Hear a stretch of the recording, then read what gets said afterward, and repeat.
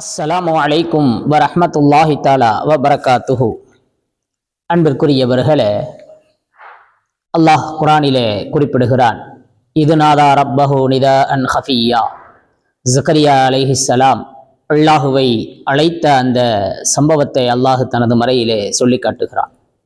இது நாதா ரப்பஹு நிதாஅன் ஹஃபிய்யா.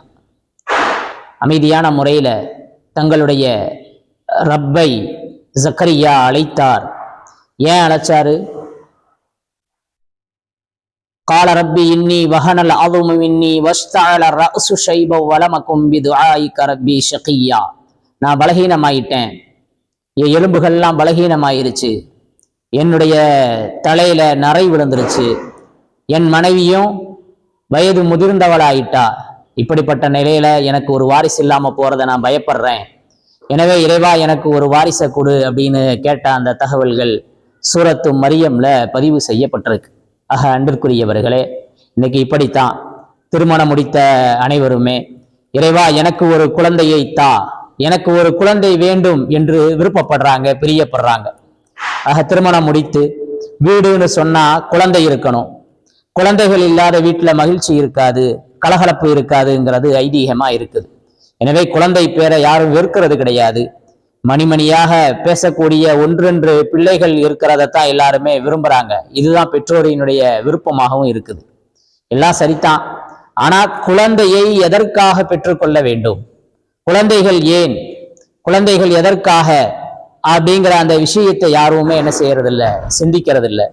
பொதுவா குழந்தையை விரும்புறவங்கள்ட்ட ஏன் குழந்தையை விரும்புறீங்க அப்படின்னு கேட்டா என்ன செய்வாங்க, அவங்க இப்படிலாம் சொல்லுவாங்க, கொஞ்சி மகிழ ஒரு பிள்ளை வேணாமா, வம்சம் தலைக்க ஒரு குழந்தை வேணாமா, குடும்ப பெருமையை கட்டி காக்கிறதுக்கு ஒரு ஆண் வாரிசு வேணாமா, சொத்துக்கள் கிடக்குது, சொத்துக்களை அனுபவிக்கிறதுக்கு ஒரு வாரிசு வேணாமா, மலடின்னு எனக்கு அவப்பேறு வராம போயிடணும், சந்ததி இல்லாதவன் யாராவது சொல்லிடக்கூடாது, வயதான காலத்துல உதவுறதுக்காவது ஒரு ஆள் வேணும்லங்க.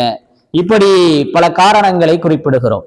இதே மாதிரி தான் ஜக்கரியா அலைஹிஸ்ஸலாமும் கேட்டாங்க, எனக்கு பின்னாடி வாரிசு இல்லாமல் போறதை நான் பயப்படுறேன் அப்படின்னு சொன்னாங்க. அன்பிற்குரியவர்களே, ஒரு இறை நம்பிக்கையாளனுக்கு, ஒரு முஸ்லிமுக்கு குழந்தை ஏன் வேண்டும் அப்படிங்கிறதுல ஒரு தெளிவு வேண்டும். குழந்தைகள் ஒன்றும் பொழுதுபோக்கு சாதனங்கள் அல்ல. குழந்தைகள் முதுமையில நமக்கு துணை இருப்பாங்கிறத தாண்டி, நம் குலப்பெருமையை அவர்கள் பாதுகாப்பார்கள் என்பதை தாண்டி, குலப்பெருமைக்காக தன் பிள்ளையில் நிலைநாட்டுவாங்கிறத தாண்டி குழந்தையை வளர்க்க வேண்டியதில்லை. உண்மையிலேயே ஒரு குழந்தை நமக்கு கொடுக்கப்பட்ட ஒரு அமானிதம். ஒரு இறை நம்பிக்கையாளர் இடத்துல குழந்தைகள் அமானிதமாக கொடுக்கப்படுகிறார்கள். எனவே அமானிதமாக கொடுக்கப்பட்ட பிள்ளைய நாம நம்ம இஷ்டத்துக்கு வச்சுக்க கூடாது. அல்லாஹ்வுடைய விருப்பத்திற்கு அந்த குழந்தைய வளர்க்கணும் அப்படிங்கிறது தான் நாம இங்க விளங்கி கொள்ள வேண்டிய விஷயம். அன்பிற்குரியவர்களே, வாழ்க்கையினுடைய எல்லா சூழ்நிலைகளிலேயுமே நாம என்ன செய்யறோம், அந்த குழந்தை உடன் இருக்கணும்னு நினைக்கிறோம். உண்மையிலேயே இது அல்லாஹ் கொடுத்த அமானிதம். ஜக்கரியா அலைஹிஸ்ஸலாம் குழந்தையை கேட்டாங்க. அல்லாஹ் என்ன செஞ்சான், ஜக்கரியா அலைஹிஸ்ஸலாத்திற்கு ஒரு குழந்தை பேரை தருவதாக அல்லாஹ் சொன்னான். அப்ப அவங்களுக்கு ஆச்சரியமா போச்சு. நான் வயசாகி போய் என் மனைவியும் வயசானதற்கு பின்பு எப்படி குழந்தை கிடைக்கும் அப்படின்னு சொல்லல, கால கதாலிக்கு அது அப்படித்தான், என்னுடைய சக்தி அது கொடுக்க முடியும். ஒண்ணுமே இல்லாம இருக்கையில மனிதனை படைத்தவனுக்கு ஜக்கரியாவும் அவருடைய மனைவியும் இருக்கும்போது குழந்தையை என்னால கொடுக்க முடியாதா அப்படின்னு அல்லாஹ் கேட்டது குர்ஆன்ல பதிவு செய்யப்பட்டிருக்குது. சொன்னா அல்லாஹ் அதுக்கு அப்புறம் குழந்தையை கொடுத்ததற்கு பின்பு அந்த குழந்தைகிட்ட அல்லாஹ் சொல்றான், யா யஹ்யா ஹுதில் கிதாப பிகுவ்வா, உங்களுடைய சக்தியை கொண்டு இந்த வேதத்தை நீங்கள் பற்றி பிடியுங்கள் அப்படின்னு அல்லாஹ் தன் மறையில சொல்லி காட்டினான். அன்புக்குரியவர்களே, ஒவ்வொரு பெற்றோருமே குழந்தையை கேட்கணும். அந்த குழந்தை அந்த சமூகத்திற்கு பயனுள்ளதா இருக்கணும். அல்லாஹ் என்ன செய்யறான், மனிதனை இந்த உலகத்துல தன்னுடைய பிரதிநிதியாக படைச்சிருக்கிறான். எனவே நாம் நம் குழந்தைகளை அல்லாஹுவினுடைய பிரதிநிதிகளா சொல்றாங்க, அல்லாஹுவின் அமானித பொருளை சரியான முறையில தீனை கொடுத்து வளர்க்க வேண்டும், மார்க்கத்தை கொடுத்து வளர்க்க வேண்டும். மார்க்க அறிவில்லாமல் வளரும் குழந்தைகள் அது பலகீனம். மார்க்க அறிவில்லாமல் வளரக்கூடிய குழந்தைகள் ஈருலகிலும் நமக்கு மகிழ்ச்சியை தரமாட்டார்கள்.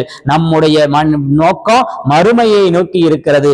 அந்த மறுமையிலும் நமக்கு பயனளிக்க வேண்டும் என்று சொன்னால், அந்த மறுமையில் நாம் சுவிச்சமாக வாழ வேண்டும் என்று சொன்னால், அந்த மறுமையிலே நம்மை தாங்கி பிடிப்பவர்களாக இருக்க வேண்டும் என்று சொன்னால், குழந்தைகளுக்கு யஹ்யா அலைஹிஸ்ஸலாத்திற்கு அல்லாஹ் என்ன சொன்னானோ அந்த கட்டளையை நீங்கள் உங்கள் குழந்தைகளுக்கு தர வேண்டும். யா யஹ்யா ஹுதில் கிதாப பிகுவ்வா, உங்களுடைய முழு சக்தியை கொண்டு நீங்கள் இந்த வேதத்தை பற்றி பிடிங்கள் என்று அல்லாஹ் சொன்னான். எனவே உங்களுடைய குழந்தைகளுக்கு நீங்கள் மார்க்க ஞானத்தை வழங்க வேண்டும், மார்க்கத்தினுடைய இல்மை வழங்க வேண்டும். மாணவியின் வராசத்தாக இருக்கக்கூடிய இஸ்லாமிய கல்வியை அவர்களுக்கு வழங்க வேண்டும். அது உங்களுடைய பொறுப்பு என்பதை மறந்து விடாதீர்கள் பெற்றோர்களே. எல்லாம் வல்ல அல்லாஹ் நம் அனைவருக்குமே சாலிஹான சிறந்த குழந்தை செல்வத்தை தருவானாக. அந்த குழந்தை செல்வத்தை மார்க்கத்திற்கு அர்ப்பணிக்கக்கூடிய நசீபையும் சிந்தனையும் அல்லாஹ் தந்தருள்வானாக. ஆமீன்.